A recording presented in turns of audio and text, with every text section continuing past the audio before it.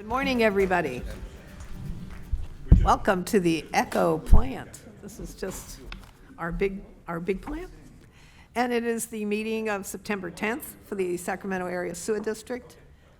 And I think we have members here that are ready to sit down and participate. Yes. Okay, so we have some technology we're working on today, and I have asked Director Kaplan to help me. So you push your little white button to request to speak, and Lisa will see your name on our little screen here. Maybe, yeah. Okay. Let's call a roll and make sure we have a quorum. Good morning, everyone. Directors Desmond. Here. Dickinson. Here. Hume. Here. Jennings. Kaplan. Here. Kennedy. Orozco. Pluckybaum. Here. Rathel. Here. Robles. Here. Rodriguez. Sander. Cerna. And Chair Kopinski-Costa. Present. You have a quorum with the members present. Let the record reflect that Directors Jennings, Kennedy, Orozco, Rodriguez, Sander, Cerna are not present for this meeting. Director Soon is here too, though. Thank you. Yeah, I didn't hear you call Director Soon. I apologize. Director Orozco. For the record, Director Soon is present. Just for today. You do have a quorum. And for the record also, Member Orozco has arrived. Okay, we're going to ask Director Soon to make sure he's here to lead us in the pledge. Hand over heart, ready, pledge. I pledge allegiance to the flag of the United States of America and to the republic for which it stands, one nation, under God, indivisible, with liberty and justice for all.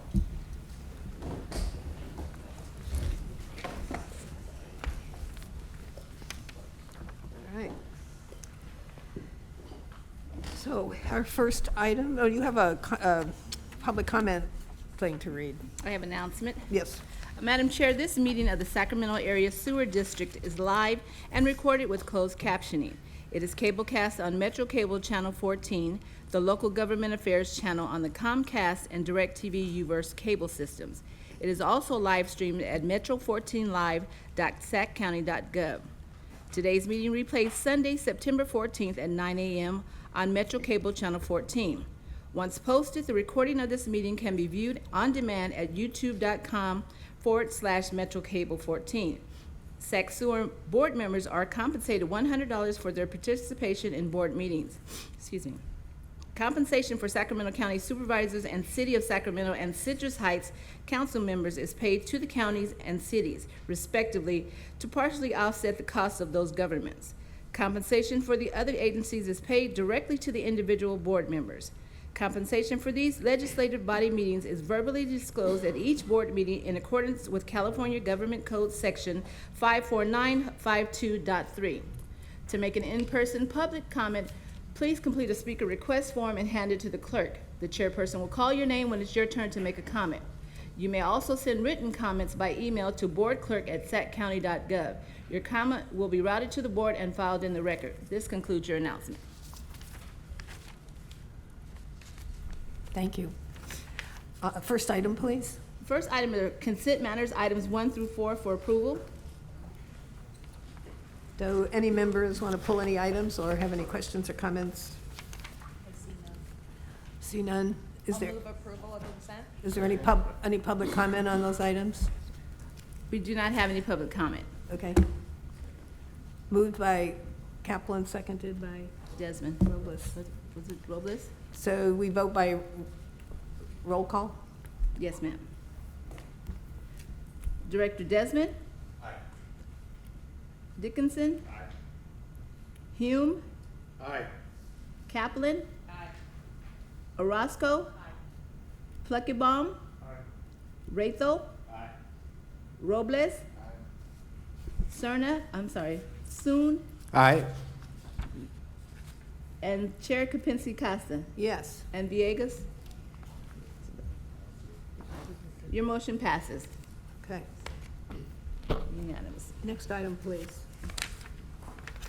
The next item is comments from the public on issues not posted on the agenda. And let me check our queue. We do not have any public comments at this time. Okay. Next item. Next item is miscellaneous district engineer matters. Presenter Christoph Dobson. Good morning, Chair and board members. Welcome to the Echo Water Resource Recovery Facility. Thank you for taking the trip down here, or maybe it was even shorter if you live in Elk Grove, but for some of our members. Just a couple of quick things.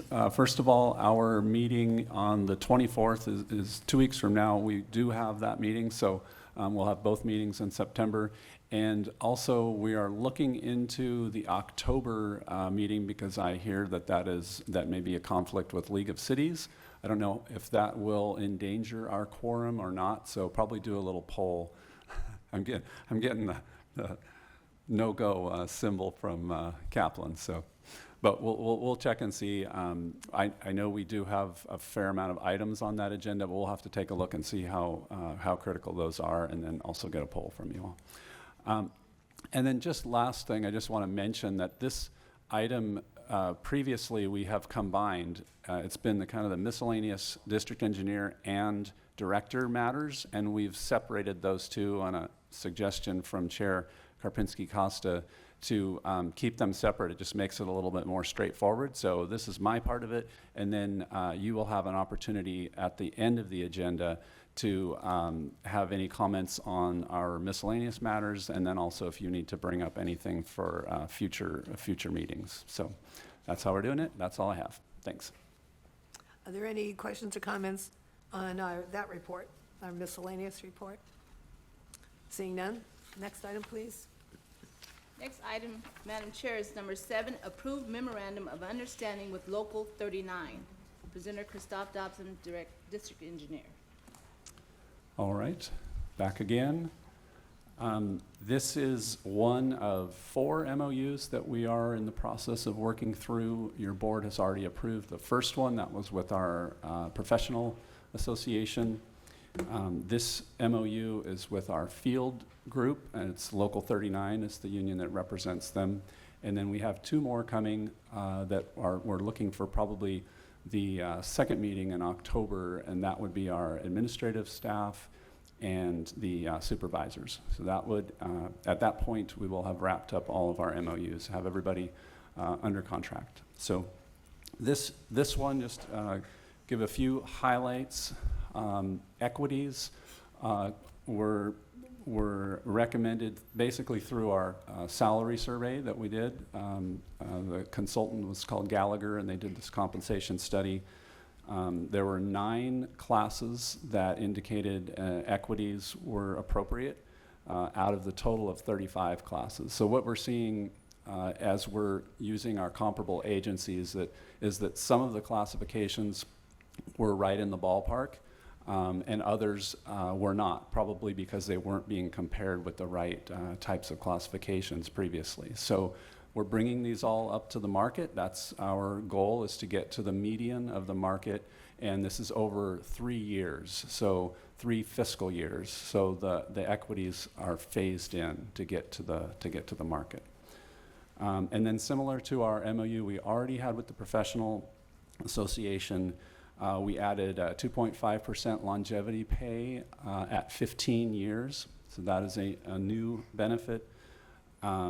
And then we increased the medical subsidy. We used to have 80% of Kaiser, and we've moved that up to 90%. That gets us, again, very close to our comparable agencies that we are benchmarking with. And then the last thing, and I think this is an important one, is that we're adding a matching contribution to a 401A plan. So if an employee puts in 1% of their salary towards their deferred comp, we have a 457B plan already, then the district matches that 1%. And in this case, it's up to 3% matching. And that's really important because our employees very rapidly are becoming all PEPRA employees with the lower pension benefits, and so we're trying to encourage employees to contribute to their retirement and make up that difference. So, I do have a correction to be made there in the financial summary. It has longevity pay listed as $21,000. There is a typo there. It's missing a zero. It's $210,000. You may have catch that. It seemed awfully low. And that brings the total to $3,370,000. So I just wanted to make that official correction there. And with that, that's all I have. I'm happy to answer any questions. Are there any questions from our members? Board Member Suen. Thank you, Chair. Thank you, Christophe, for trying to bring equity to all the employees. I was just curious. I think I know the answer, but I want to get your take. You're taking 3 years to establish equities, and I think people are needing every bit of their salary now. I was just wondering why 3 years and not maybe something faster. Basically, we looked at our long-term projections and the basically the process of budgeting, and it was not clear when we embarked on this how much this was going to cost, and there's a significant cost to it. So by bringing in over 3 years, it's an opportunity to essentially have a gradual ramp up on the budget. And we took that approach with the executives and unrepresented when we did that study early on, not knowing, what the full financial impact would be. And so we're taking that same approach and bringing it over the 3 years. There are some equity increases that are pretty substantial, and so we felt it was appropriate to do that over 3 years. So when they shift over, are they had they stayed, with the county per se, lack of a better term, would they have been at a higher compensation rate? So are they taking a pay cut, in other words, to come over to SacSewer right now, and then 3 years to get back up to where they should be? No. Okay. So they came across at the exact same salary. So they started at the same place. I would be surprised, and I can't say in every classification because I haven't done a comparison with the county, but I would be surprised if anyone is ending up lower than where their county counterparts were. I see. Or are. Okay, thank you. Second. Okay, before we vote, is there any public comment on this item? We do not have any public comment at this time. It was moved by Dickinson and seconded by Kaplan. Thank you. Just curious, did you push the little light guy? Did it work? It did. Okay. Because they're testing the technology, I think. Okay, let us vote. Desmond? Aye. Dickinson? Aye. Hume? Aye. Jennings? Kaplan? Aye. Orozco? Aye. Pleckbaum? Aye. Rathel? Aye. Robles? Aye. Soon? Aye. And Chair Kapinski-Costa. Yes. Your motion passes unanimously. And then Sandy has also arrived. In place of Supervisor Oscar Diego. Dixie Sandy, okay, thank you. Okay, next item, please. Your next item is item number 8, Echo Water Resource Recovery Facility Biosolids Management Plan Update. Presenter will be Sonny Lundy, Director of Echo Water Operations. While Sonny makes his way up to the podium, I have just a couple of quick opening comments. The first one is that just keep in mind what Sonny's going to share with us today. You've been hearing little bits and pieces of the biosolids or the solids emergency that we've been having and sort of the operational things. This is now the capital, the implications on the capital side. This is some significant infrastructure we're going to have to build. And I want to make it very clear that this is because of our 2010 permit and the Echo Water program that we built, and we felt like we were done building. That created some new facilities that changed the makeup of our solids, and it's created this new need now to address the solids, basically to increase our capabilities to handle the solids. So it all ties back to that 2010 permit. And then one more thing, I just want to give some kudos to staff. They put together a remarkable product. The biosolids management plan that they built was led by staff, not by consultants. We had some national experts come in and participate on the technical advisory committee, but staff put this together, and they were best positioned to do that. It's a very well thought out document, and they put a lot of effort into it and did a very good analysis of the alternatives, including some very cutting edge technologies, and basically came to a recommendation that is not only the cheapest life cycle cost, but also it was superior in terms of social and environmental factors as well. They did a full analysis of that. So with that, I'm going to turn it over to Sonny. Good morning, Chair, members of the board. My name is Sonny Lundy, the Director of EchoWater Facility, Director of EchoWater Facility Operations. Today I'll give you an update on the future of our biosolids here at EchoWater. This is only an update, no board action is required at this time. As we progress through the presentation, I'll talk about our current biosolids challenges in the future. I'll talk about some immediate and interim actions that we've taken to date. And then we'll talk about the development and recommendations that came from the biosolids management plan and staff's efforts. We'll also talk about the implementation costs and alternatives for implementation, and then the schedule of the project, and then finally a conclusion. In 2010, SacSewer received a new stringent treatment requirements for its liquid stream.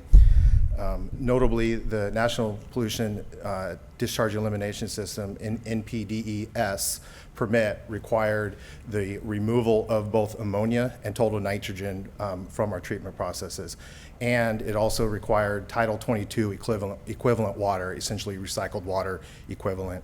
As a result, EchoWater set out on the EchoWater program, which consisted of 3 major projects that affected our biosolids. These were the Biological Nutrient Removal Project, BNR, commissioned in 2021, the Tertiary Treatment Facility, TTF, commissioned in 2023, and then lastly, the Nitrifying Side Stream Treatment, NST, which was commissioned in 2018.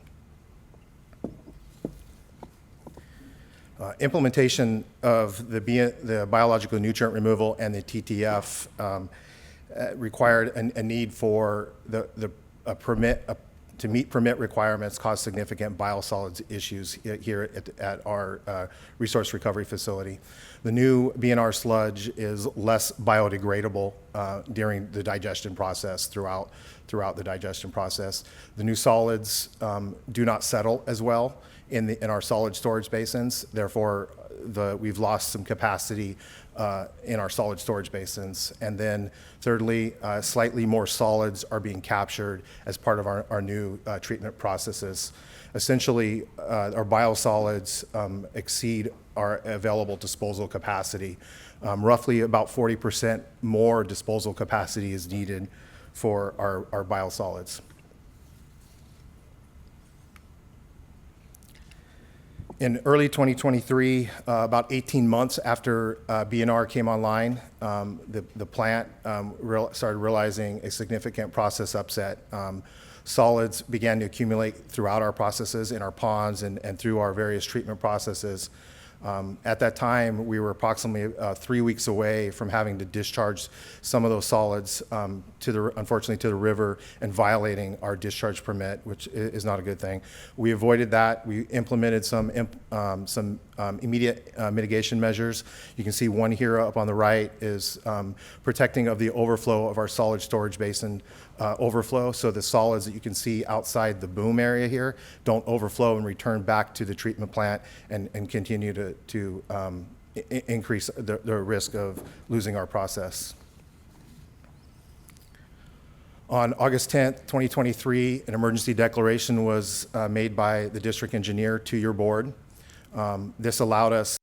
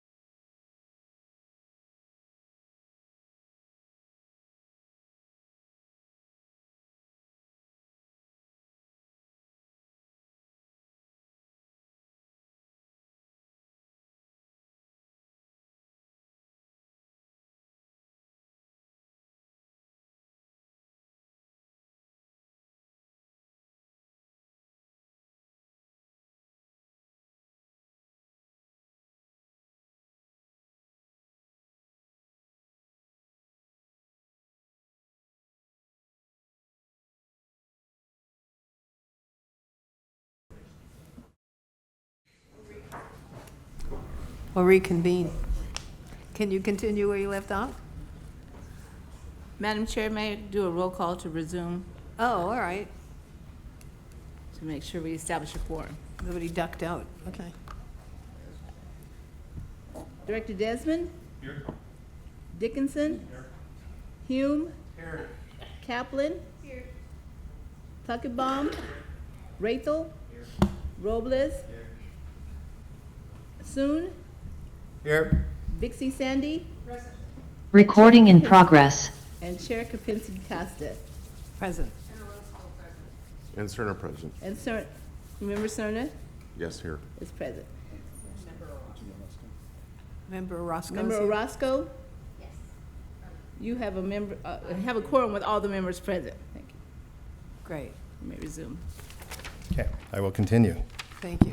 So on August 10th, 2023, emergency declaration was made by the district engineer. This allowed Echo Water to start implementing Phase 1, which was emergency funding of $5 million for removal of biosolids from our solid storage basins. Subsequent to Phase 1, we embarked on Phase 2. Phase 2 was competitively bid process, and to remove additional biosolids using the same process. Both phases used a process to extract and place biosolids in geotubes. It was a geotube dewatering process. The pictures here show that process, which occurred between summer of 2023 and summer of 2024. A total of 120 dewatering geotubes were used. These geotubes were over 6 feet tall, 30 feet wide, and 120 foot long. So quite a large operation. It spread over 20 acres on one of our dedicated land disposal sites, and these sites are about 40 acres. So it took up over half of one of these sites. Pardon me, Mr. Lundy, I do apologize. We have to take another recess due to technology issues. We apologize. Madam Chair? Recess for technology.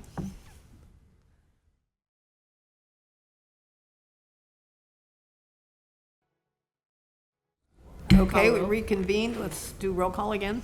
Okay. Director Desmond? Here. Dickinson? Here. Hume? Here. Kaplan? Here. Orozco? Here. Pleckybom? Rathel? Here. Robles? Here. Vice Chair Cerna? Here. Soon? Here. Vixie Sandy? Present. And Chair Kapinski Costa. Present. You have a quorum with the members present. Okay, Again. let's go for it again. Ignore it. Thank you. Phase Yeah, 1, you have to Phase Push 2. that little button that says off. Phase 1, Phase 2 dewatering process. While this dewatering process served to get a lot of biosolids out of our ponds very quickly by removing 12,000 dry tons of solids from our solid storage basin at a cost just under $10 million, it was a very challenging process. The significant debris resulting from cutting the bags open and spreading out the biosolids impacted equipment. It damaged some of our equipment. The compaction of the field was a concern. The weight of the biosolids compacted our fields to a point we had to deep rip them to resume normal harvest. And in addition, the use of one of our DLDs hindered our normal summertime harvest production for this process. Phase 3 dewatering by belt press. In April 2024, biosolids emergency update was presented to your board and identified the need for continued supplemental biosolids harvest operation until a long-term solution could be identified and implemented. In December of 2024, a multi-year contract was awarded for dewatering and disposing of 14,000 dry tons per year using a mechanical dewatering process. The mechanical dewatering process consisted of dredging from our solid storage basins, piping it to a belt press, and then separating the liquid from the solids. On-site disposal of these solids occurred during the summer months of up to 9,000 dry tons, and we hauled off during the winter months due to field saturation of up to 5,000 dry tons.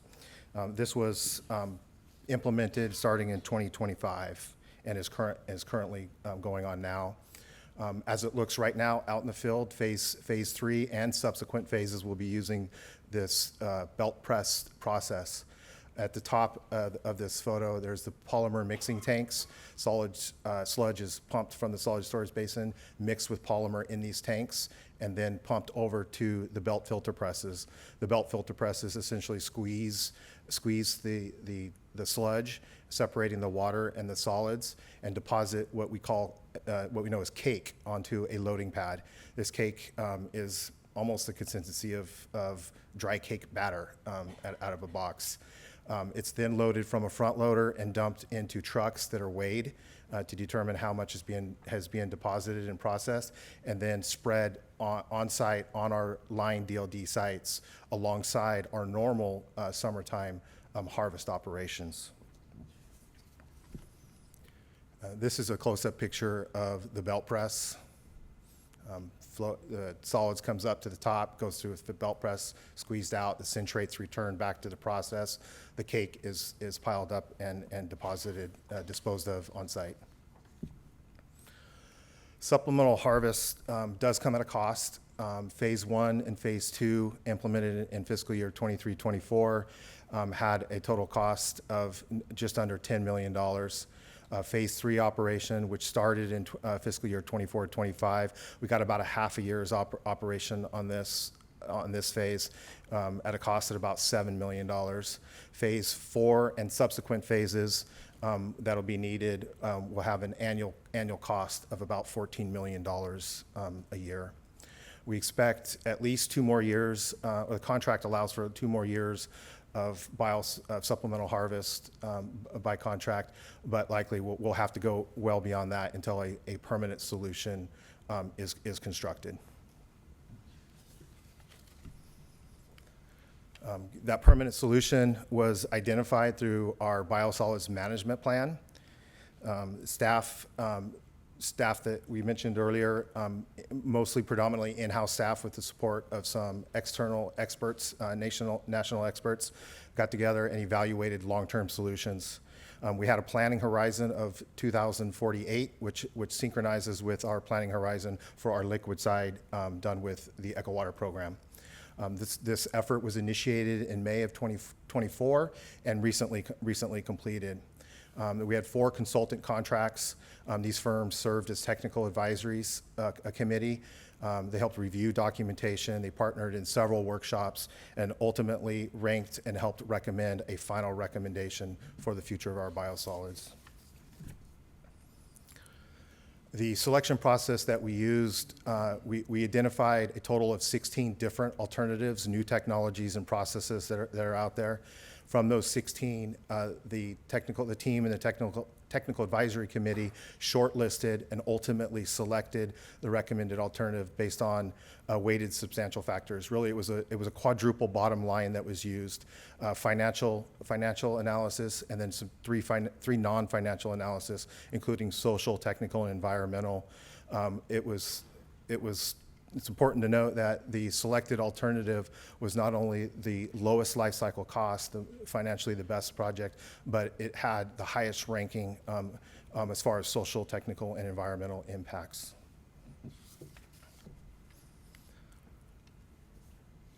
The recommended project is a primary sludge thickening.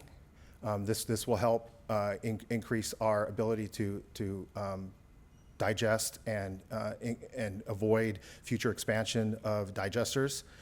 Also, it is dewatering facilities. This will help dewater the biosolids into a more solid product and allow us to dispose of more of that on site. It's 50,000 dry tons per year. It's likely going to consist of centrifuges, odor control, and supporting tanks and equipment. In addition to that, we may be needing a 7.25 biosolids warehouse. It's an enormous warehouse, and this is so we can store biosolids during the winter months. And we estimate needing to store up to 4 months of winter storage. Staff is looking at other options to this, such as storage on our DLDs, and we'll be piloting and looking at those and seeing if we can limit the size or even eliminate the warehouse.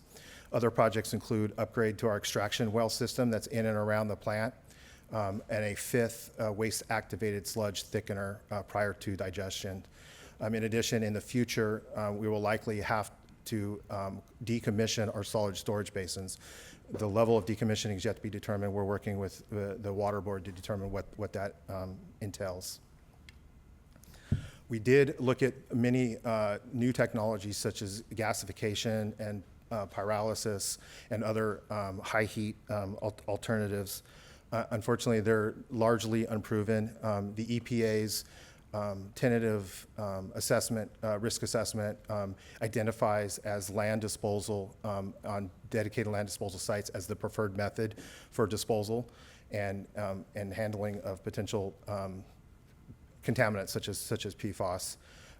The EPA's assessment also indicates that pyrolysis and gasification are more so considered a pilot scale now and need future testing in order to determine efficacy of such things as PFAS. We looked at implementation, whether we implement now or we try to defer, but the primary sludge thickening and the digested sludge dewatering and warehouse, it's recommended that we implement immediately. This is a cost savings to the district. During this time, it'll take about 8 years to implement this. We will need to continue to do supplemental harvest operations in order to stay ahead of our biosolids accumulation and not get back in a situation where we're risking plant process. Again, the SSBs will likely have to be decommissioned. How we do that will be determined in the future. And we expect this facility, the future facilities 8 years from now, to require about 8 additional staff total to operate these facilities. Capital cost, the total capital costs of this program are approaching $450 million. The projects are listed out here: primary sludge being at about $130 million, digested sludge dewatering facility and warehouse being the largest of projects at about $300 million, and then the other projects totaling about $13 million. Operational expenditures. Primary sludge thickening facility will increase our annual operations and maintenance costs by $1.4 million a year. Digested sludge dewatering facility and warehouse will increase that cost by about $5 million a year. The supplemental harvest is a temporary cost of $14 million, and it will sunset in about 8 years when these other facilities come online.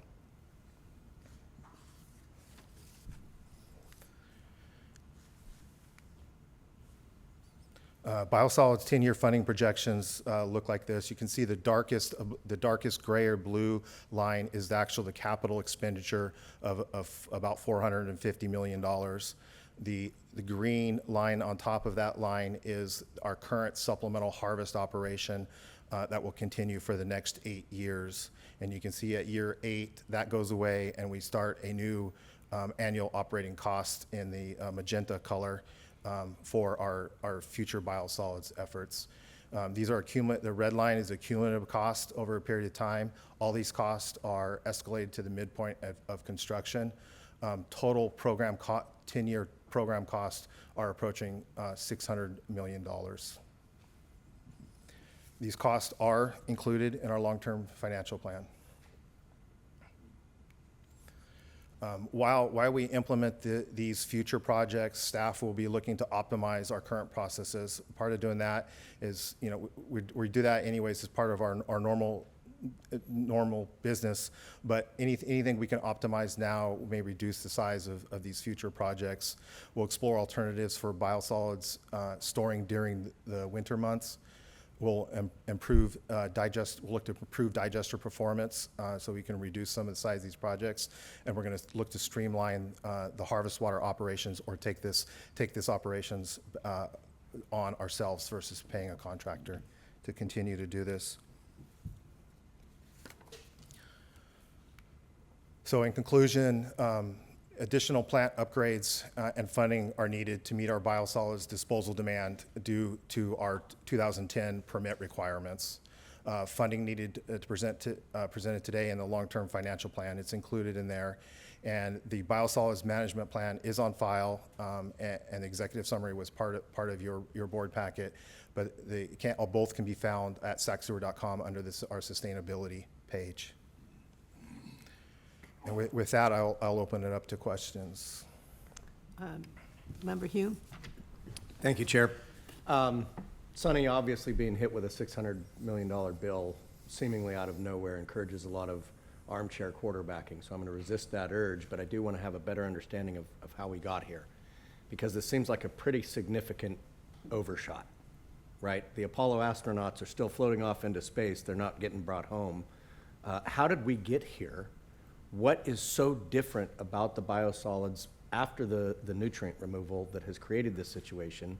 How does it behave differently? Because when I remember this first kind of aired its head, it was the fact that the biosolids in the SSB were making islands and not allowing for the appropriate flow the way it was modeled, and we were going to put in like an agitator to spread them back out so that it would flow. I mean, how did we go from what we thought was going to be the solution to now we have to tack on $600 million worth of improvement? And then my colleague brought it up, if in looking at your expenditure slide, at the end of this, we're still at a $7-point-something million annual expenditure to run the new operations.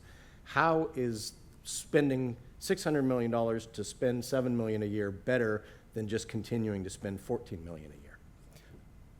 I'll answer the last question first. Okay. The $14 million a year only gets us about 14,000 dry tons removal. Okay. We need 50,000 dry tons. Okay. To maintain and get back capacity and for future growth. So it's a significant difference between what we're doing supplementally and what we ultimately need of 14 to 15,000 dry tons. The first question, how did we get here? The biosolids, the characteristics of biosolids was an unintended consequence of our BNR process. We had a pilot project. The pilot project for our processes estimated a production of solids that is similar to what we're getting now. What we didn't see as part of the pilot project was the characteristics, the bulking of the biosolids and the indestructibility of the biosolids. During the pilot project, that those technologies were not piloted, so there was no way at that scale to see that effect in our processes. Nor was there an opportunity to look outside of our plant and look for another opportunity. Our plant is very unique in the fact that we went from a high rate, high pure oxygen biological process to a biological nutrient removal process with on-site disposal. No other plant that we know of has done that. So there was really no blueprint for us to follow there. And so am I gathering from what you're saying then that the resultant biosolids from the change in process, that they actually act differently and don't break down as easily and result in a completely different quote-unquote product than what we were getting previously? Yes. And we couldn't anticipate that at scale? It worked in the pilot project at the sort of reduced impact, but we couldn't anticipate it at scale. Correct. Our biosolids both our solid storage basins and our biosolids processes are real, as the current plant sits, very wide spots in our process. So even in our current operation of the full plant, it took us many months to actually see this. As a result, 18 months after BNR came online, then we started seeing this accumulation of biosolids. There's no way at the pilot level that we would have seen that. Now, had we have piloted that separately at that scale, it still would have been very difficult to see. It's very similar to what we saw 18 months after we had here at the treatment plant.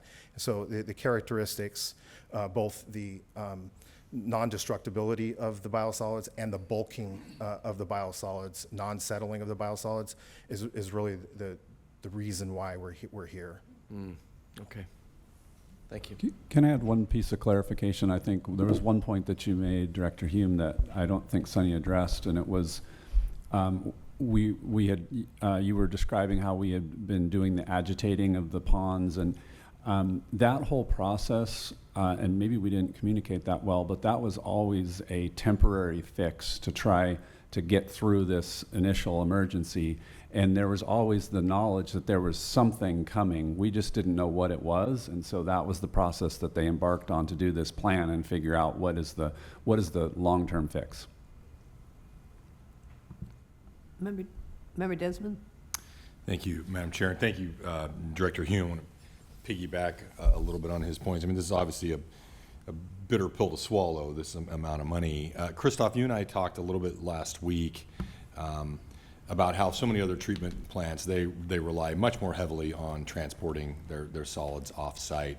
But I'm curious, any other plants, either in California or throughout the country, have they been experiencing a similar situation with their biosolids? Because you talked a little bit about how it's also, we've seen a change in the ability to break down these biosolids. I mean, there's something has changed with the biodegradability. Can you just talk a little bit about what other treatment facilities are experiencing in this regard as well?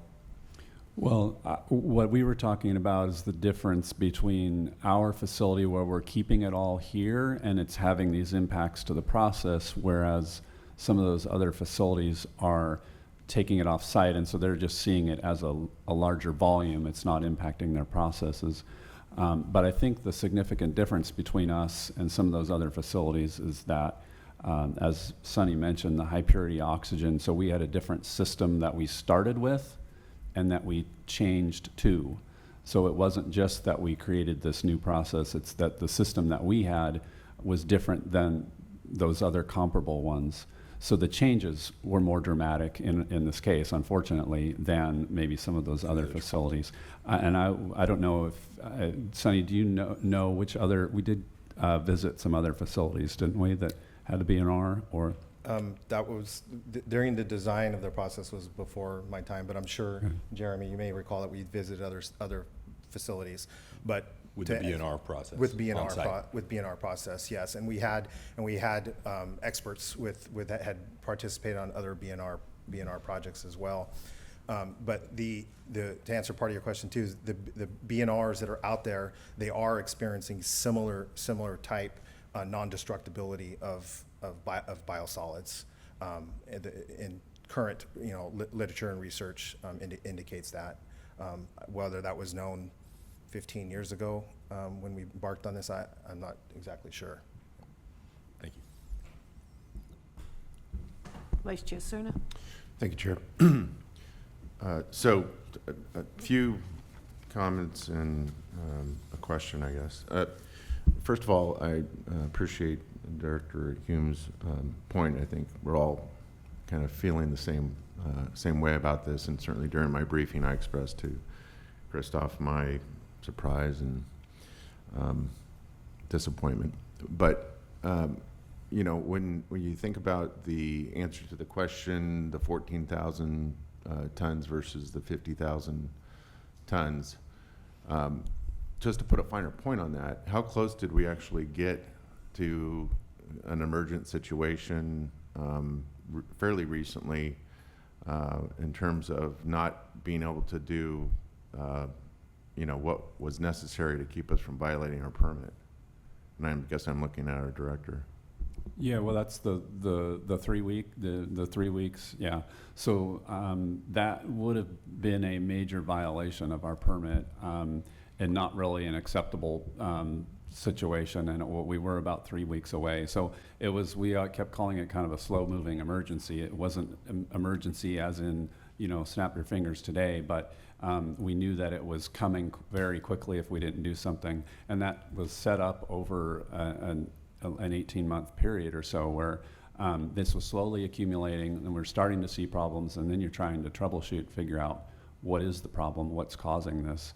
But it came, so that was building a lot of momentum behind it in terms of that emergency situation was getting worse and worse. So in terms of the actual proposed facility, what I'll call the world's most expensive warehouse, what, if any, cost consideration is part of what you've showed us in terms of what you today are estimating relative to applied technology for odor control? I'm playing the part of an Elk Grove City Council member now. Well, there definitely will be odor control facilities, as we do have on all of our processes. But in terms of, are you looking for a quantity or percentage? Well, or? no, I'm just, what can the community, surrounding community, expect in terms of, I hope the answer is little if no change, right? But it's going to be, that's a lot of material to have warehoused on the property.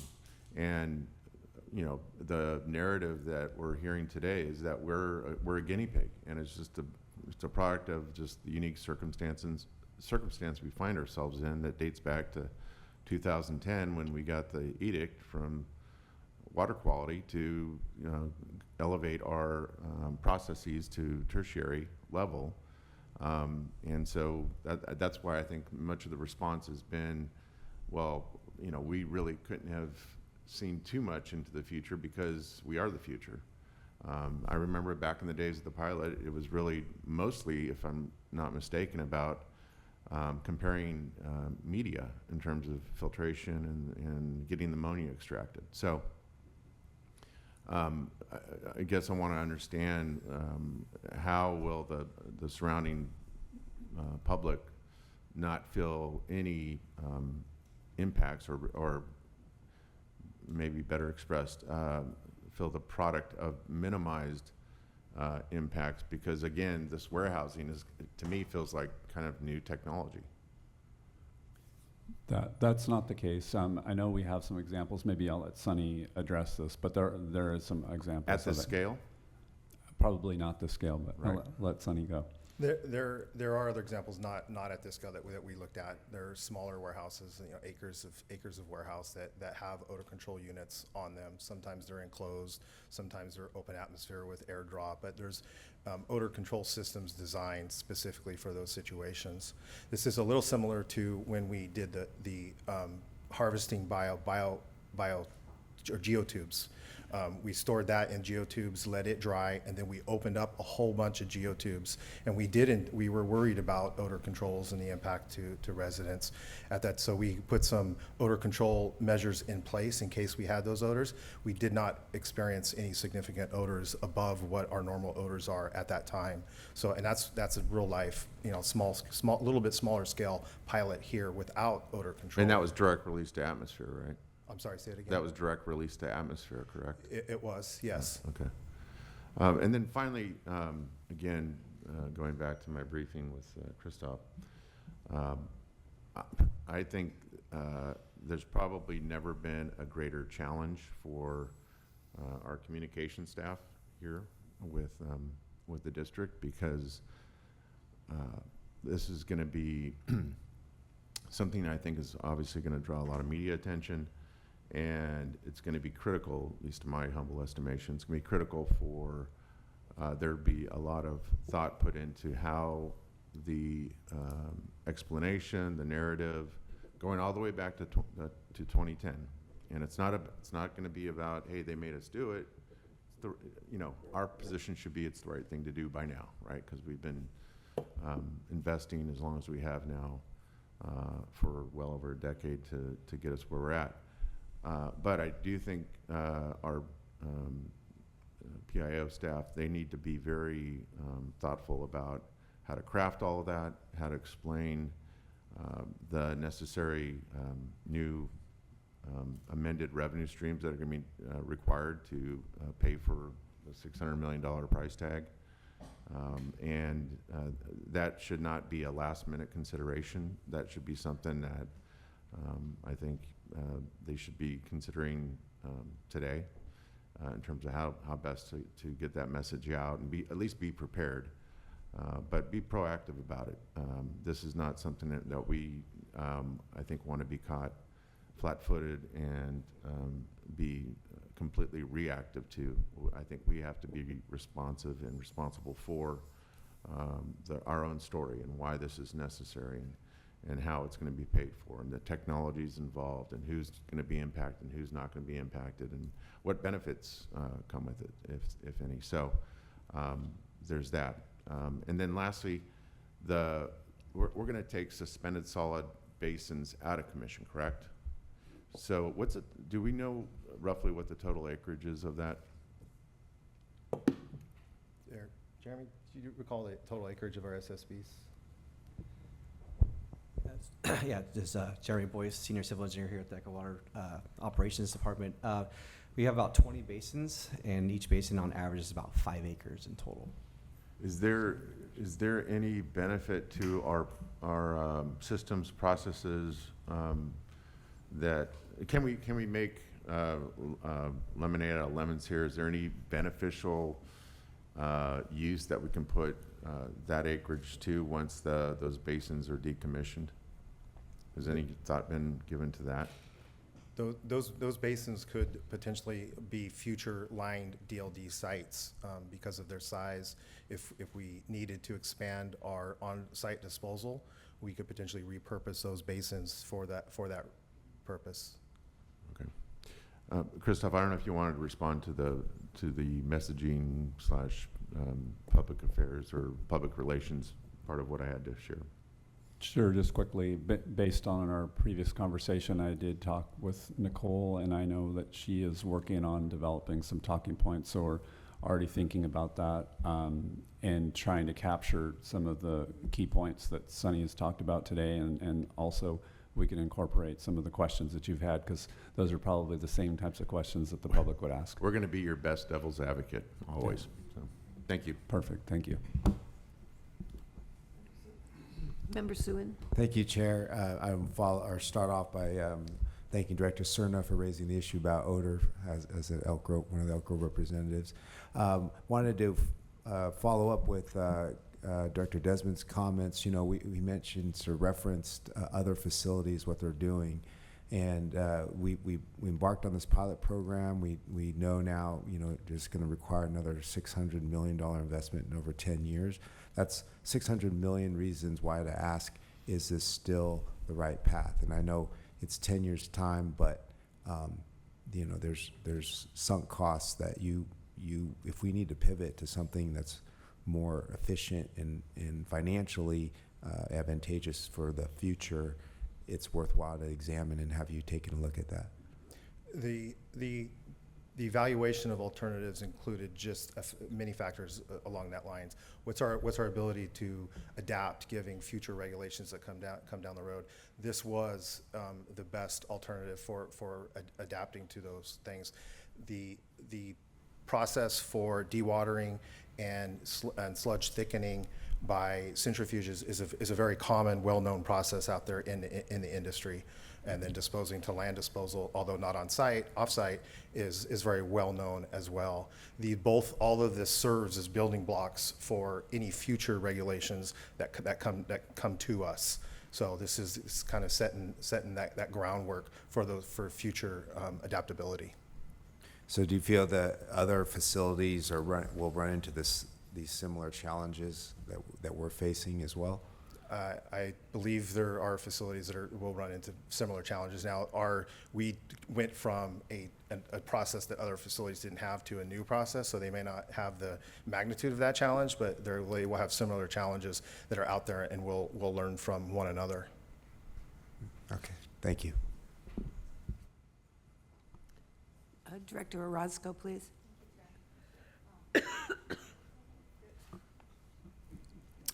Thank you, Chair. I also want to thank our colleague, Vice Chair Cerna, for those questions, because it was because of the responses that some of my questions were erased. I did want to know, I know in the last 9 years of my sitting on this board, one of our biggest sensitivities is how we protect the ratepayers from impact. And we talk at length about our sewer lifeline program and making sure that vulnerable communities are not feeling the brunt of these immense investments. With that stated, I mean, we're talking about the general public and feeling the impacts of the odors that might have been, which apparently weren't as astronomical as one can imagine. But what about the decision that we make here and how this might impact the generations of folks? And obviously, you know, doing it the right way or doing it a certain way has its price tag, as we're all feeling the shock here. But how is that going to impact our ratepayers and other impacts on operations that we're pouring into in the future? So our next presentation, TEPA is going to go through our long-term financial plan and address specifically the impacts to ratepayers so that you get a sense of the magnitude of the cost for them. And keep in mind too that these are planning level numbers. They do have a lot of contingency built into them. It's a long time before we get to actually bringing forward contracts and designs and things like that. So at every opportunity, we're looking for ways to reduce those costs and the impacts to ratepayers. But this is where we stand today, and TEPA is going to be able to share how that looks from a financial perspective. Thank you.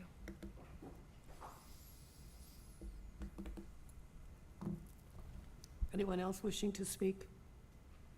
Is there any public comment on this issue?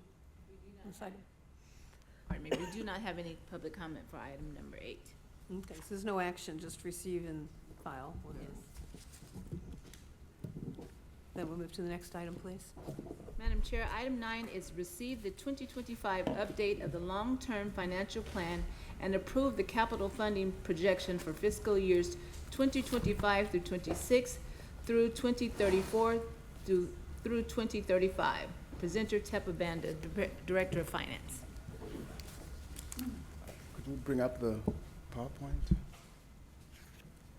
All right, there we go. Good morning, Chair and members of the board and everyone in attendance here. My name is Tepa Banda. I'll present the long-term financial plan, the update for this year, 2025. So that's an overview of my presentation. I'll give an overview of the state of the economy very broadly and critical issues, that's risks, some of it we were just talking about in the last presentation. I'll present the capital funding projection, which includes the biosolids improvements that were just presented. And then I'll share some assumptions, some key assumptions driving our forecast, and then a summary of our results, which hopefully would address questions from Member Orozco about the impacts on fees and rates. And then a debt management plan and some action items for our staff, and then I'll end with recommended actions that we'll be seeking from the board.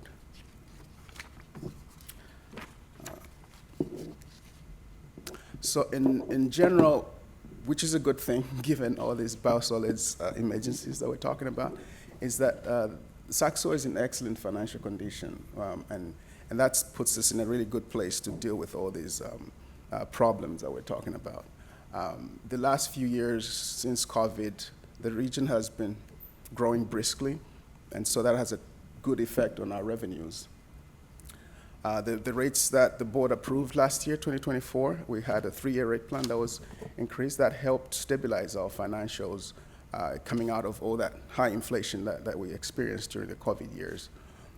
But because of these additional pressures, we are looking to some more rate increases, although I would say these rate increases that I'll share in a few minutes here are much more muted compared to what we had. I think the last ones we had a $10 increase in 3 years over the treatment system rates, and we had a $7.50 total increase on the collection system rates. The ones we're looking at over the next 10 years are much, much lower than that. So, and that's in big part to where we are right now. We expect more grant revenue from the California Water Commission. We're not forecasting them in our focus right now trying to be conservative, but that could also be a positive that would help the picture that we're about to share here today. We obviously have, there's a lot of policy uncertainty at the federal level, as we all know from the news, so how that plays out, we don't know. How it affects, if it affects interest rates, then it affects our cost of doing business. If inflation goes up because of some of this, then it also affects our cost of business. So we'll be keeping an eye on those, and as usual, we come back with a financial plan update every year, so we'll keep building those in as they unfold. Critical issues, which essentially are risks, and the very first one makes a lot of sense now. Regulatory compliance changes. Our permit, which was updated in 2010, which gave rise to the Echo Water project, I think that is up for renewal in 2026, which is next year. I guess we'll keep our fingers crossed that we don't have requirements that are very costly. But we do have clean fleet regulations that I think staff are still studying the impacts of those. So those are some of the risks that we have to. So at this point, we don't exactly know what the financial or other impacts are. So we're not really modeling those in our financial analysis. But that's something that could affect what we're looking at today. Lawsuits, of course, with all these, especially the capital projects. And now that we're an employer, those are two sources that could, in the course of business, could generate lawsuits that could impose significant costs on the districts. Economic conditions, I alluded to that. There's a lot of that that's out of our control. How well our economy is doing locally and how well the regional economy is doing. All those are potential risks that we have to, that could derail our plan here. Natural disasters, aging infrastructure. We have a number of big projects in our long-term financial plan to address aging infrastructure. And some of those things can be accelerated by natural disasters. And the Staffing Services Initiative is almost complete at this point. This is the process we've been through over this past few years of separating our operations from the County of Sacramento. At this point, we're only down to a few system installation, implementation issues with our financial management system, our payroll systems. Most major issues have been fixed. We're still, tying up a few loose ends at the end, but so far things are going well. We are still tied significantly to the county because we still use DTEC, the Department of Technology, for our internet, for online and internet infrastructure. So we are still exposed to any issues that might come from the county's operation of those systems. So that's in summary some of the major issues or risks that could we might have to deal with over the next 10 years. And so here summary of our capital funding projection. I'll present the collection system. In the next slide will be the treatment system. As you know, we have to keep the finances of these two systems independent. So for the collection system, over the 10 years, the projection of our capital spending is a total of $217 million, and much of those coming in the first 5 years, about $177 million. And that's just a summary of the key projects, or rather key project areas that the plan deals with. The big chunk of that, more than a little over a third of it, is the system capacity. These are projects that help to increase capacity for the growing region. As we have seen these past few years, the region has grown significantly, continues to grow. So there's a continued need for these projects to happen to improve the size of our system to deal with the increased flows. And then, of course, the rehabbing main lines is another big, almost a quarter of our plan here is to keep our main lines and laterals in good condition so we can avoid all those disasters that could happen with pipe bursts and things like that. The NESI rebuild, which is the North Area Corporate, I think if maybe the last board meeting there was a presentation on how that was. So that's a big driver also of the collection system costs, which is also included here. I think out of that $48 million, the actual cost for the NESI rebuild is about almost $42 million at this point. So Going over to the treatment system, that one's much bigger. We have much bigger scale projects on the treatment system, a total of $1.4 billion over the next 10 years, with over $1 billion in the very first 5 years, largely in part to the introduction of the biosolids improvements. As you can see, it's the biggest chunk of our capital funding right there. Almost a third of our biosolids is going to be to address these capital improvements. Hopefully it comes down, and as we just heard, these are engineering level estimates at this point, and hopefully as more refined planning gets underway, maybe we see some cost reductions in those costs. But right now, it's the lion's share of our funding projection. The harvest water is underway right now, so the cost that you see there is what is remaining over the next few years as they continue to implement the remaining segments of the project. So it's still sizable, about a quarter of our long-term funding projection over the next 10 years. We got some big interceptor projects included there. There is the Central Interceptor Rehab, which is about $160 million, over $160 million. And then a new interceptor proposed for the East Rancho Cordova area to provide capacity for that growth in that part of the county.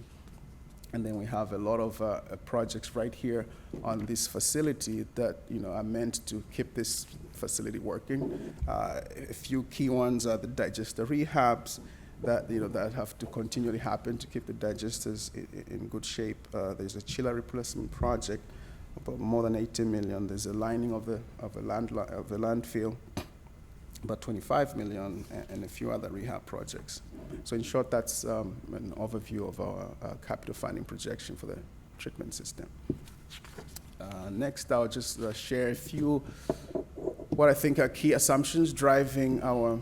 So we take the capital funding projection, which is essentially our capital spending, and we layer on our operational spending for salaries and services and supplies and debt service and all those things. And that's how we come up with our long-term financial plan. So these are driving mostly on our so the growth, the assumption on growth, that's a big driver on our revenue estimates. We're fairly conservative. Generally, our approach in these forecasts have been conservative, which I think has helped us find ourselves in this excellent position, despite all the problems or the big ticket items that we've had to deal with over the last few years. So our growth over the last few years has actually exceeded the 0.5, but we're sticking to that because I think it works in our favor in the long term. We think interest rates are going to fall a little bit, but with all the uncertainty, both sides, we feel that it remain elevated. So we're assuming around 3 to 4%, interest income on our cash balances. It's one of our major sources of revenue, especially for our non-rate, non-fee programs. We do have grant receipts, significant grant receipts that we are factoring into our forecast here. About $33 million was approved for our septic conversion projects. This is on the collection system side. We have about 4 projects there converting septic systems in a few communities, rural communities around the county. And so far, I think we have received almost $370 million for harvest water. And there is potential for more. So that would also help our situation. And then we have an assumption for some funding that we're expecting. The IRA, that's the Inflation Reduction Act, it provided funding for some of that we qualify for because of our renewable energy project, the Biogen. We're being very conservative here as well. From the analysis of our tax consultants who are helping us, because the funding is coming as a tax credit, although we don't pay taxes, we would get it as a direct payment. They're estimating anywhere from 28 to 51 million as possible payments that we could receive under the IRA for this project. So we're just going with the low estimates here. Realistically, it could be close to 40 million key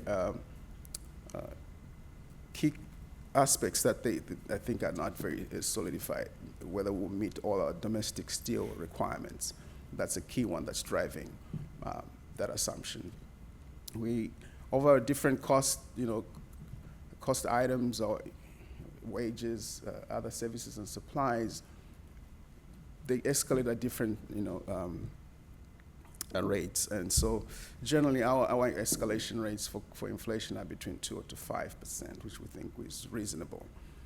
And then we do have these targets for our debt service coverage ratios. These are key because in our bond covenants, we have certain minimums that we have to meet. So we set those up. The 2.5 there that you see, that's for our collection system. We set it a little bit higher because that gives us, the higher the ratio, that means the more money you have after you pay operating costs. And that money you can use it to service debt or to pay your capital program. And because we're self-funding the collection system capital program, we have a much higher target there to make sure we have cash really to fund our capital program on that end, and of course to meet our debt service payments. And we're a little bit lower on the treatment system, which is the 1.45, because we do issue debt for some of the big projects. We plan to issue debt for some of the big projects because they're new. They're sort of set up for debt financing. And so that's the driver behind those. Our legal minimums, which is codified in the board covenants, is 1.2. So those ratios are well above that. So they provide us enough cushion to deal with any adverse changes. And we do have to maintain positive unreserved cash balances, and we have to fully fund our designated reserves. So all those assumptions sort of drive what our long-term focus looks like, which you have in the report. So with all those, with the capital funding projection and those assumptions that we used to focus the next 10 years, this is sort of a snapshot of where that leaves us. So operating revenues would grow about 1.9% on average. This is down from about 3.2 in the last iteration that we presented last year. That was driven mainly by the increases that were approved last year. The additional rate increases that we're proposing are much lower, so you see a lower revenue growth. Operating expenses are focusing to grow at an average of 4.3% a year. That's also lower than last year, when we had 5.1% forecast over the 10 years. So both of those things are, at least the costs are trending in the right direction. There's a delta there, but it's okay because our cost basis is much smaller than our revenue basis. So although the percentages are different, the actual revenues would be enough to cover our growing costs. Our cash balances would remain above target. Our debt coverage ratios, we'll be able to maintain those throughout the period, but we would need, what I alluded to, some modest rate increases to maintain our coverages and to provide the financial resources to cash fund some of our needs. So at this point, we are looking at another 4 years. In this coming 10 years, next year we have the third increase that was approved last year. But after that, we're looking at 4 more years of an average of $1.50 a year, which is a total of $6. As you recall, last year we asked for $10 over these 3 years ending next year. We're looking at another $1.50.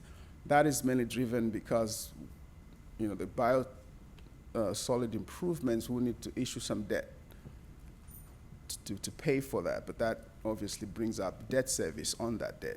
So we need some extra revenue to help pay for that borrowing that we're going to do. So that's really the main driver here. And then for the collection system, we were also looking at some increases of about 75 cents a year, a total of about $3 over 4 years. The goodness, well, maybe it's not so good, but at least if you look at the timelines, they are one after the other. So the first 4 years where we need some treatment system rate increases, we don't need increases on the collection system. And then the collection system increases come at the tail end of our 10 years. And that's in part because of how our current debt portfolio is structured on the collection system. We will start paying more principal and so our debt service costs are actually going to go up in those 4 years, which match this increase. So this is driven a lot by that increase in our debt service costs, debt that was acquired a while back. But the structure was, it pushed out some of the principal repayments, and so we'll have about a $3 million increase in our debt service on our existing debt.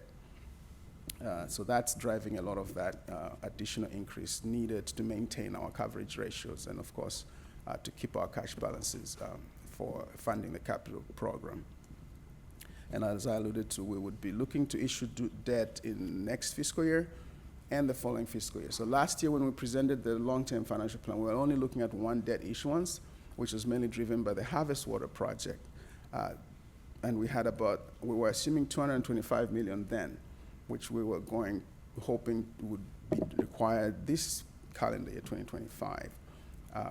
But the Harvest Water project construction costs have trended in the right direction. There's been some readjustment downwards. So, and then we've gotten additional grant funding. And so our need for debt financing for the Harvest Water has come down, which has helped the situation. So from the 225, we've revised that issuance estimate down to 150 million next year. But because of the biosolids price tag that's come up, we're looking at an additional about 280 million to help with the biosolids financing in fiscal year 28-29. So that's a summary of where the long-term plan is looking like at this point. So I'll go over a little bit on our debt, and of course we do use a lot of debt. So on the collection system, we have existing debt, and as of August 1, our outstanding balance was 153 million. I pointed at this before that currently we're paying about 13.6 million in annual debt service as principal and interest. But over the last 4 years of this 10-year period, that amount will reset to 16.6 as we accelerate the repayment of principal. So that's a $3 million increase without doing anything. So in the last 4 years, we'll be paying $3 million more just to service our existing debt. And that's what's driving our proposed increases or projected increases that we might need to make in those fiscal years. We do have one of our outstanding bonds is the Buy America bonds, which comes with a subsidy from the federal government. Right now it's about 2.3 million. It helps us offset some of our debt costs. In this plan, we're not looking to issue any debt for the collection system. We have sufficient cash resources to pay our capital program using pay-go revenues. But we do have some opportunities to refinance some of this debt. So maybe that 16.6 million comes down if we are successful. Looking at what the numbers we've been seeing with the analysis, with our financial advisors and our investment bank partners, we could generate savings of up to 7%, which is above our debt policy, where we put the threshold for about 3%. If we can save 3%, then we consider that a worthwhile refunding transaction. So we think we're in good place to refund our 2015 bonds, so that would help with our ongoing costs on the collection system. And we're also exploring the 2010 BABs, Buy America bonds. Right now, the economics don't favor a refunding. It might come at a cost, so we might not. But then the uncertainty on federal funding, which might jeopardize that subsidy, is still a driver for us. So if we can get conditions where we can get some minor savings, we might go for that to eliminate that risk from the federal government funding going away, and then of course maybe to shave off some of our costs on debt financing. So that's our plan on the collection system. And the treatment system has a lot more debt largely because of the Eco Water project, which we just finished. The gift that keeps on giving. It's the Eco Water, out of that 1.85 billion outstanding as of June 30th, the Eco Water project accounts for about 85% of that.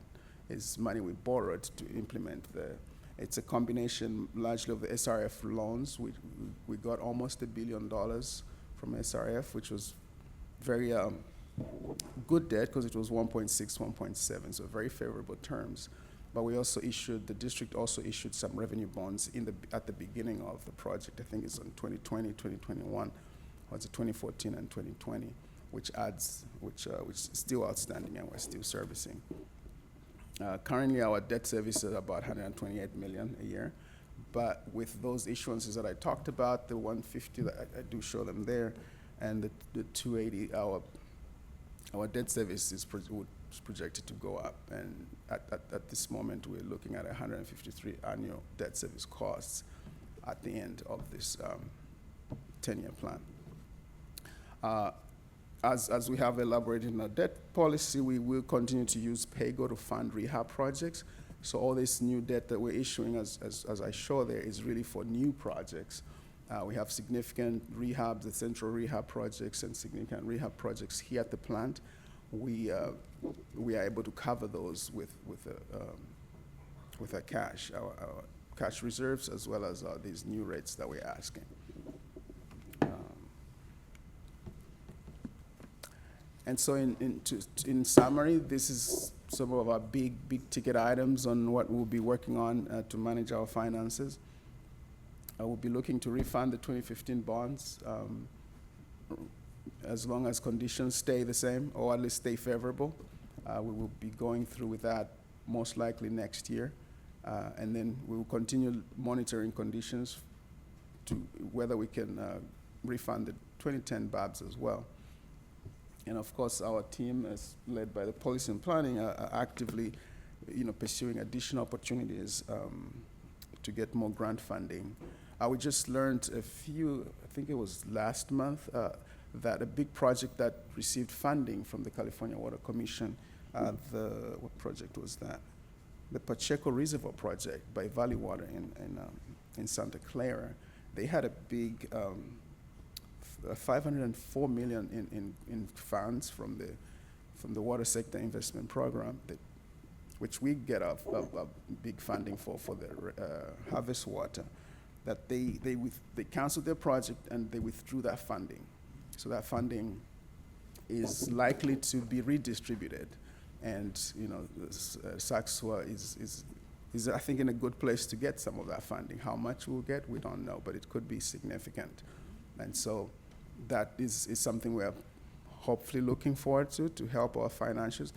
Conservatively, we are not showing it yet here, but I think when we come back next year, we'll probably know how much we're getting at that point, and so that is expected to have a much better impact on what we're presenting here.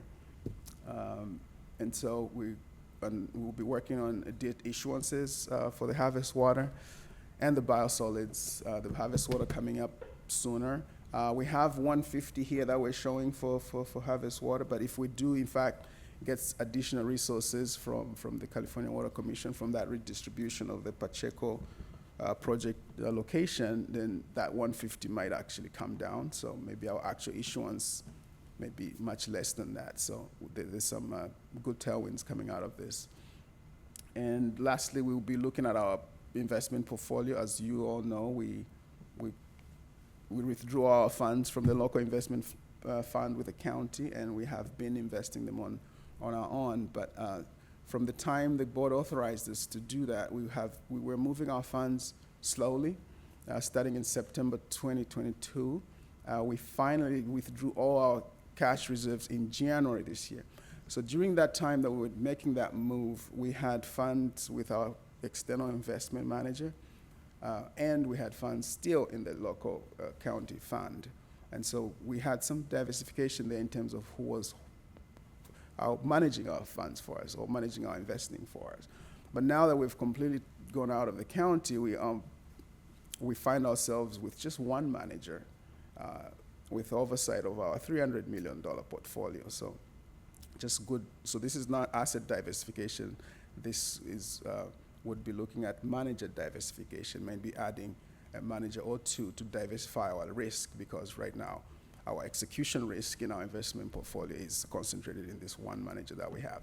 So we'll be exploring that, and of course, when we do get to a decision point, that's something we'll bring to the board to add maybe one or two managers to help just diversify our risk associated with just one manager.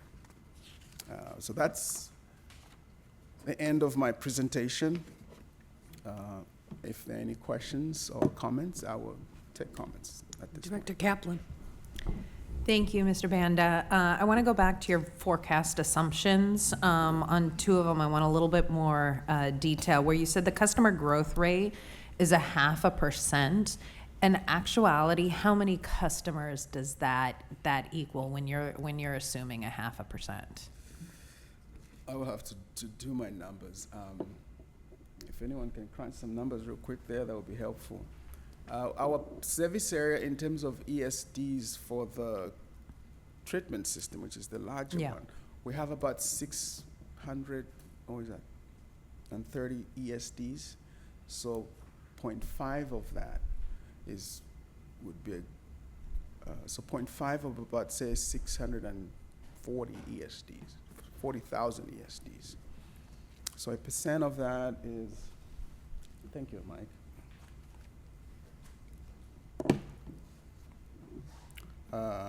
So that's about 3,000 ESDs. So it's basically about 3,000 residential-esque units that you're estimating, and this is for the greater region. Right, net added every year. Okay, I just wanted to, just because housing, while we've been in a little bit of boom, is getting harder to finance. So I think that's something you should watch and not just keep as the estimated growth through 34, 35, that should be looked at yearly and adjusted as we're heading into a recession. So 3,000 new residential units might actually be a lot, when I know as a region we're supposed to be building 10 to 15,000 a year. I just want to keep that on the forecast, that I don't want that to remain stable for the long-term range forecast. I want that something that we start looking at actuals for the yearly. And then the cost inflation factor, you put a range from 2 to 5%. I can tell you construction factor is 5% to 10% a year. So I wish I could actually believe your cost inflation factor numbers, but I don't. And I'm not sure we're being accurate or conservative enough when we're looking at certain things. So yay if we can keep it at 2 to 5%, but I would also like that factor to be looked at and potentially adjusted yearly, just because I know if we're heading into projects, I work in a different side of the construction industry, and there's a massive inflation and growth factor and delay in supplies that isn't hitting the 5%. Well, thank you. Very great points, Director Kaplan. Can I address that? So those are not the construction projects. So construction projects, we've done costing, and we actually project out to the midpoint of construction. So if it's going to be, middle of construction is 2028, then we would look at what the cost would be in 2028. Those numbers are significantly higher than 2 to 5%. That's talking about labor costs, services and supplies, those sorts of things. Okay, because it just didn't clarify, said annual cost inflation. So especially as we're talking about construction projects here, where that probably has to be updated on construction yearly. Continually updated, and you'll see those as we get closer to actually constructing. We'll be sharpening the pencil.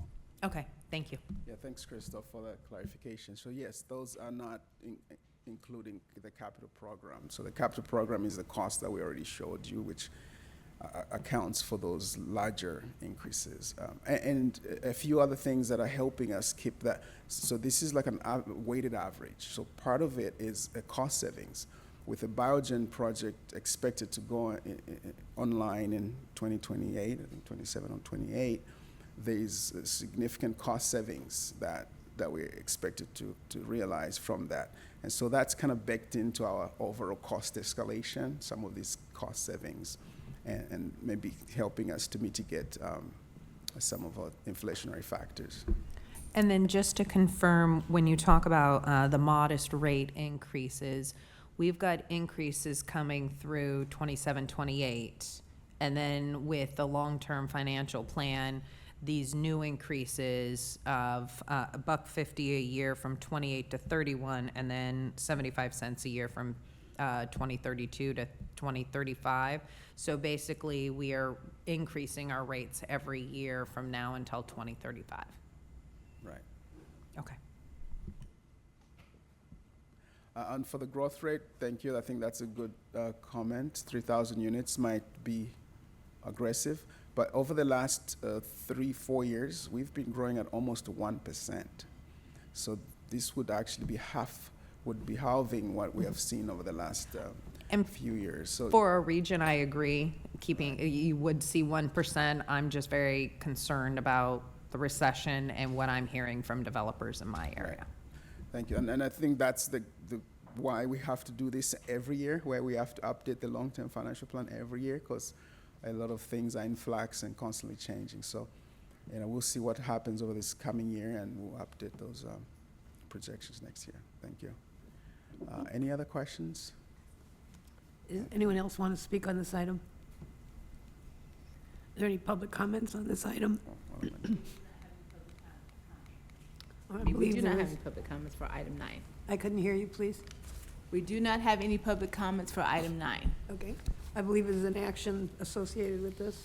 Yes, so we essentially 2 actions. The first one is just to receive and file the long-term financial plan update. We can do that. Okay, good. And then the next one is to approve the 10-year capital funding projection, which we presented, the $1.4 billion over 10 years for the treatment system, and about $217 million for the 10 years over the collection system. So for that one, which includes the list of projects, I believe it's part of must be table 7 and 8 in the report. So for that one, we are looking for a motion to approve the funding Okay, projection. need a motion? Oh, Did- I'm sorry, I can't see you. That's all right. You're a I did blur. the tap, so it's a communication through Kaplan. Now I'll forget what I was going to say. Let's see, I just want to make sure that you understand that when you're approving this capital funding projection, it is just to get it on our program so we can plan for it. You still have several opportunities to review and approve these projects as they go through the process. And some of them come at much lower cost than we project here, but this just gives us an approval that this list of projects that we're showing here, we have authority to continue working on them. How And often as is we this get to plan updated? How often do you update it in 5 years and say we have a new 10-year plan? We update it every year. Every year? So Okay. next year, the biosolids was not so big last year, and here we are, it's a really big item. Maybe next year, we'll get a positive surprise, so we update it every year. Okay. Right, thank you. I'll move approval of the 2025 SacSewer 10-year capital funding projection. Second. Kaplan and Suen. Roll call, please. Okay, it's been moved and approved by Kaplan and Suen. Director Desmond. Aye. Director Dickinson. Aye. Director Hume. Aye. Director Kaplan. Aye. Director Orozco. Director Pluckybaum. Director Rathel. Director Robles. Vice Chair Cerna. Aye. Director Soon. Aye. Director Vixie Sandy. And Chair Karpinski Costa. Yes. A yes for me. The item passes unanimously. Thank you. I don't like the word eyes, it's just like, okay. Is there another item? Yes, just item 10, it's miscellaneous director matters from the director. Do any of our directors have any miscellaneous items? Yes? My colleague just pointed out if everybody could load their trunk with some biosolids on the way out, that would help with our. I should think there'd be a market for it somewhere.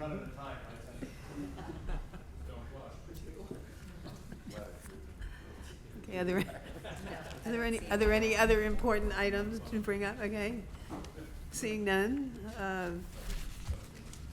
is this time I bang the gavel and adjourn? Yes, ma'am. We're adjourned.